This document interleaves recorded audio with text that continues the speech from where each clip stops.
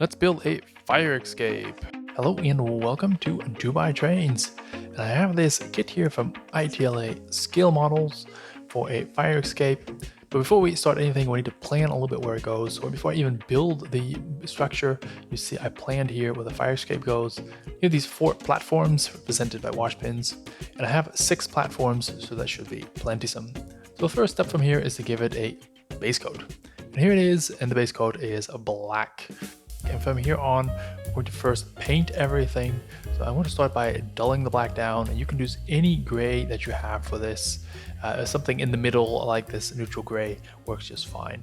And I use the sponging technique as you see, and this will just take the newness and the shine off of the initial layer. And then it's on to rust, and we use the burnt series for this, the burnt umber and the burnt sienna, and about 50-50 mix. I like to have mine a little bit darker, so I use more burnt umber, and then again it's sponging. And then finally I do a layer of bittersweet chocolate just to make it darker and make the rust a bit older.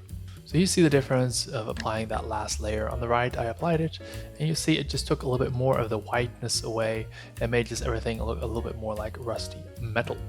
So now on to assembly.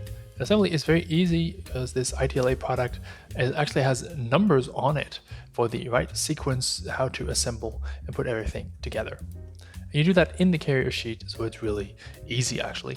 You just apply matte medium to the various parts just a little bit, and then I apply a little bit of pressure when I press them into the slots, and it's just as easy as that.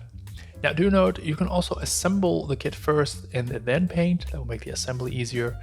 But you see I painted it first and then assembled, and it makes the paint easier. So it's a trade-off. Which one do you want to have a little bit easier? So after the platforms, don't forget the ladders that connect the different platforms to each other and let people go to the roof or come down from the roof. And this also happens in the carrier sheet, same as the platforms, so that's actually really handy to manipulate everything and to keep it nice and sturdy and strong, and nothing will break. So there's the final assembly, and then it's just a matter of carefully and gently getting it out of the carrier sheet. You can use a knife for this, but I just like to use my hands. I have a little bit better feel of what's going on.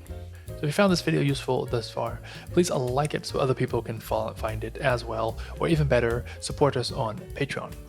So then for the final assembly of the support braces that hold the platform up, I just use a piece of wood so I can apply force to press these braces into the tabs, just like that, all easy going from here. Now on to the final paint, and that's going to be 3 different layers of rust. And this first yellow layer, you have to be careful with that, because if you overdo it, I think that makes the model look very whimsical and fantasy-like.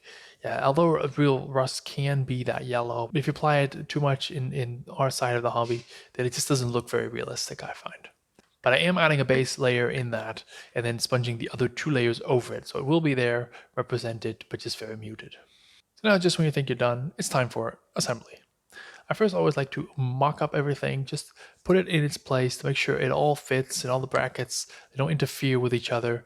And yeah, if you have any surprises, it's better to find that out now, that everything was covered with glue.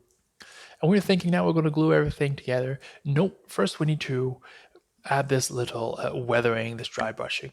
But this is, I think, a very important step because it basically marries the 2 different parts, the elements that are interacting with each other together. So the fire escape being one element and the wall being the other element. And if you skip this layer, it just seems a bit static. And if the fire escape would be, let's say, new and they just position it on the wall. So this is a really important piece to really get those 2 elements to interact with each other. So now, finally, once we've done that, we can apply some matte medium. As you see, I apply it quite liberal because I don't want it to fall off at any point. And then you just place the pieces. They already fit. We already tested that, so this is quite straightforward. I did insert the stairs, but I did not glue them into place yet, because this, I think, is better done once all the platforms are in place, and then you can fix it all after that. So let's get a better shot for that. There's basically 2 places where you can apply a good amount of a matte medium or glue to the staircase, and that's just here down below and here up top. Just position it into place and don't touch it until everything's dry.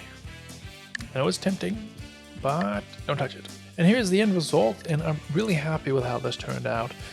And in case of my scene and my building and what I'm trying to do in my layout, it really adds a lot of character to it. We're building downtown Chicago, so there should be these fire escapes everywhere and nowhere. So that's why I added them to it. And you can do a lot of storytelling, as you perhaps saw in the previous videos, with this fire escape as well. So thank you guys all for watching. That's it for today.